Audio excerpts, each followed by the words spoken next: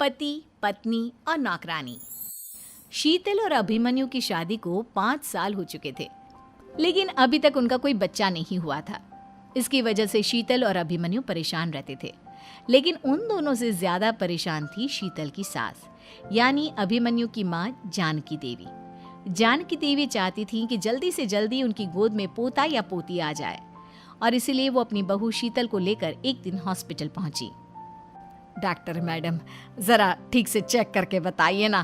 कई बड़े बड़े डॉक्टर को दिखाया है, लेकिन मेरी बहू माँ ही नहीं बन पाती। मैंने शीतल को बहुत अच्छे से चेकअप किया है। देखिए, बात यह है कि शीतल के अंदर माँ बनने की कैपेसिटी नहीं है। ये आप क्या कह रही हैं डॉक्टर साहब? कोई तो इलाज होगा ना, कोई दवाई दे दीजिए। देखिए, कुछ प्रॉब्लम ऐसी होती है जिनका कोई ट्रीटमेंट नहीं होता। आई एम सॉरी टू से, लेकिन शीतल कभी माँ नहीं बन सकती, क्योंकि उसके यूट्रस में अंदर से ही कुछ प्रॉब्लम है। घर आने के बाद क्या हुआ माँ? कहाँ लेकर गई थी आप शीतल को? अरे कहाँ लेकर जाती, डॉक्टर मैडम के पास ले गई थी, लेकिन तेरी बीवी तो कभी माँ बन ही नहीं सकती। मम्मी जी, इसमें मेरी क्या गलती? अगर अंदर से कोई प्रॉब्लम है तो उसमें मैं भी कुछ नहीं कर सकती। जानती हूँ, ये बात डॉक्टर के मुंह से सुन चुकी हूँ। अब दोबारा मेरे सामने इस बात का गाना मत गा। अरे माँ, परेशान होने की जरूरत नहीं है, हम सोचते हैं ना कुछ। अरे क्या सोचेगा तू? जब डॉक्टर कह चुका है कि तेरी बीवी माँ नहीं बन सकती, तो बता क्या सोचेगा तू? कहाँ से लाएगा बच्चा? माँ, ये तो मैं भी नहीं जानता। अभिमन्यु, क्यों ना हम अनाथ आश्रम से एक बच्चा गोद ले आए? क्या फर्क पड़ता है बच्चा हमारा हो या गोद लिया हुआ? हाय, बड़ी बातें बनाने वाली। क्या फर्क पड़ता है? अरे क्यों फर्क नहीं पड़ता? मुझे इस वंश को आगे बढ़ाने के लिए मेरे बेटे का खून चाहिए, किसी दूसरे का नहीं। लेकिन माँ, आप जानती हैं कि ये अब पॉसिबल नहीं है। मैं कुछ नहीं जानती। मैं किसी पराये की औलाद को इस घर में अपना पोता या पोती बन के बढ़ता हुआ नहीं देख सकती। मेरा वंश मेरे बेटे के खून से ही आगे बढ़ेगा। लेकिन मम्मी जी, ऐसा कैसे हो पाएगा? आप अच्छी तरह जानती है ना, मेरा और अभिमन्यु का बच्चा नहीं हो सकता। तो मैं अपने बेटे की दूसरी शादी करवाऊंगी, और अपनी दूसरी बीवी से ये मुझे बच्चा पैदा करके देगा। ये आप क्या कह रही हैं माँ? मैं किसी और से शादी नहीं करने वाला। मेरे रहते हुए आप अभिमन्यु की शादी किसी और से करवाएंगी? मम्मी जी, आप ऐसा कैसे कर सकती हैं? तू बस देखती जा बहू, मैं ऐसा कैसे कर सकती हूँ। कुछ दिनों के बाद, अभिमन्यु, मैंने तेरे लिए लड़की ढूंढ ली है। माँ, मैं आपको कितनी बार समझाऊं, मुझे किसी से शादी नहीं करनी है। पहले मेरी बात सुन। ये जो चमेली है ना, हमारे घर में काम करने आती है, वो तुझसे शादी करने के लिए तैयार है। मम्मी जी, आप अभिमन्यु की शादी एक नौकरानी के साथ करवाएंगी? वो इसलिए क्योंकि चमेली दिखने में बहुत खूबसूरत है, बच्चा भी सुंदर ही होगा। मम्मी जी, लेकिन एक बच्चे के लिए अपने बेटे की शादी नौकरानी के साथ करवाना, क्या ये सही है? अगर अभिमन्यु ने शादी नहीं की ना, तो मैं अपनी जान दे दूंगी। अब देख लो, अगर तुम्हें अपनी माँ की जान प्यारी है तो तुम्हें इस नौकरानी के साथ शादी करनी ही होगी। इस तरह जानकी देवी अपने बेटे अभिमन्यु की शादी नौकरानी चमेली के साथ करवा देती है। कुछ दिनों के बाद, नौकरानी से मालकिन बन के तो मजा आ गया। अब तो मैं इस घर की मालकिन हूँ। देखो, अपने आप को ज्यादा मालकिन समझने की कोशिश मत करो। एक बार तुम्हारा और अभिमन्यु का बच्चा इस दुनिया में आ जाए, उसके बाद तुम इस घर से हमेशा के लिए चली जाना। अरे जाओ जाओ, किसी और के आगे बातें बनाना। एक बच्चा तो पैदा नहीं कर सकी, बढ़िया आई। जाओ, जाकर मेरे लिए कॉफी बना कर लाओ। नौकरानी मैं हूँ या तुम? मम्मी जी, देखिए ना शीतल मुझसे किस तरह से बात कर रही है। शीतल, तुम्हें पता है ना चमेली प्रेग्नेंट है, मेरे बेटे के बच्चे की माँ बनने वाली है। वो जैसा कहती है वैसा करो। लेकिन मम्मी जी, वो मुझे नौकरों की तरह ट्रीट कर रही है। अरे तो करेगी ना, वैसे भी बहू तुम हो किस काम की? एक बच्चा तो पैदा नहीं कर सकती। जाओ, अब घर के सारे काम करो और चमेली को आराम करने दो।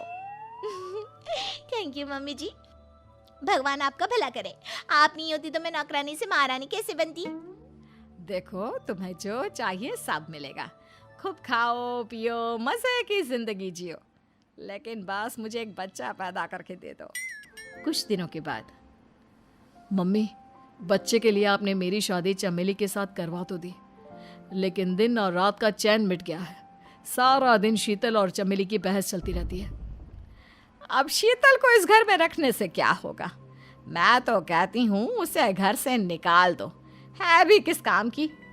मैं ऐसा नहीं कर सकता माँ, वो मेरी पत्नी है, उससे बहुत प्यार करता हूँ मैं। तुम्हारी पत्नी चमेली है, चमेली, उससे प्यार करो। अरे तुम्हारे बच्चे को जन्म देने वाली है वो। अभिमन्यु, मैं खुद ही इस घर से चली जाती हूँ। वैसे भी अपने ही घर में नौकरों की तरह रहकर परेशान हो चुकी हूँ। घर की नौकरानी मेरे ऊपर हुक्म चलाती है, वो तुम्हारी पत्नी बन चुकी है। अब मेरा इस घर में क्या काम? अभिमन्यु के बार बार रोकने पर भी शीतल उस घर से चली जाती है। कुछ दिनों के बाद चमेली एक बच्चे को जन्म देती है। भगवान ने मेरी सुन ली, मेरे बेटे का घर भर गया, उसका अपना बच्चा इस दुनिया में आ गया। मम्मी जी, बच्चे को हाथ लगाने से पहले मेरी एक शर्त तो सुन लो। तुम कहना क्या चाहती हो चमेली? आपकी मम्मी को बहुत शौक था ना अपने पोते को खिलाने का। अब देखो, इस दुनिया में हर चीज की कोई ना कोई कीमत तो होती है। तुम अपनी आधी प्रॉपर्टी मेरे नाम कर दो, बच्चा तुम्हारे नाम। अरे लेकिन मैंने अपने बेटे से तुम्हारी शादी करवाई है, अब ये सौदेबाजी कहाँ से आ गई?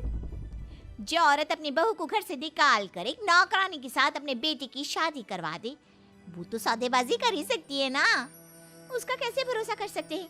मुझे बस आप लोगों की प्रॉपर्टी चाहिए, उसके बाद ही बच्चे को आप हाथ लगा सकते हैं। मैंने कहा था ना मम्मी, आप गलत कर रही हैं। देखिए, उसका नतीजा आपके सामने है। जब शीतल को पता चलता है कि अभिमन्यु और चमेली का बच्चा दुनिया में आ गया है, तो वो अपने घर पहुंचती है। अभिमन्यु, कहाँ है आपका बच्चा? क्या मैं उसे देख सकती हूँ? कुछ भी मत पूछो शीतल, माँ की हुई एक गलती हम लोगों पर भारी पड़ रही है। वो नौकरानी अपनी औकात पर आ गई है और अब हमसे अपनी आधी प्रॉपर्टी मांग रही है, वो भी बच्चे के बदले में। एक बात कहूँ अभिमन्यु, आप उसे कुछ भी देने से मना कर दो। अरे कैसी बात कर रही हो? मेरे बेटे की औलाद है उसके पास, ऐसे कैसे मना कर दे? मम्मी जी, वो अभिमन्यु का बच्चा नहीं है, वो चमेली और उसके बॉयफ्रेंड का बच्चा है। ये तुम क्या कह रही हो शीतल? ये देखिए वीडियो, चमेली और उसका बॉयफ्रेंड आपस में बातें कर रहे हैं कि उन दोनों ने मिलकर आपको बेवकूफ़ बनाया है और अब इस बच्चे के बदले आपसे प्रॉपर्टी भी हड़प लेंगे। हे भगवान, ये मुझसे क्या हो गया? ना तो बच्चा मिला और अपने बेटे की नौकरानी के साथ शादी करवा दी सो अलग। अब क्या होगा? मुझे माफ़ कर दो शीतल, मेरी वजह से तुम्हें बहुत तकलीफ हुई है। अभिमन्यु, मैंने कहा ना, उस नौकरानी को उसके बच्चे सहित इस घर से बाहर निकाल दो। लगता है मेरे अभिमन्यु का बाप बनने का सपना अधूरा ही रह जाएगा। अभिमन्यु, अपनी मम्मी से कहो कि परेशान ना हो। आपको याद है एक बार हम एक IVF सेंटर गए थे, मैंने फिर से वहाँ जाकर बात की थी और आपको पता है इस बार मैं प्रेग्नेंट हूँ, क्योंकि हमने वहाँ पर प्रोसीजर करवाया था जिसकी वजह से मैं प्रेग्नेंट हो गई थी और इस बात का पता मुझे बस कुछ महीने पहले ही लगा है। हमारा बच्चा इस दुनिया में आने वाला है अभिमन्यु। मुझे माफ कर दो शीतल बहू, मुझसे बहुत बड़ी गलती हो गई। कोई बात नहीं माँ, लेकिन अब हमें उस धोखेबाज नौकरानी को इस घर से बाहर निकालना है और इस घर की मालकिन को वापस घर लाना है, वो भी अपने बच्चे के साथ।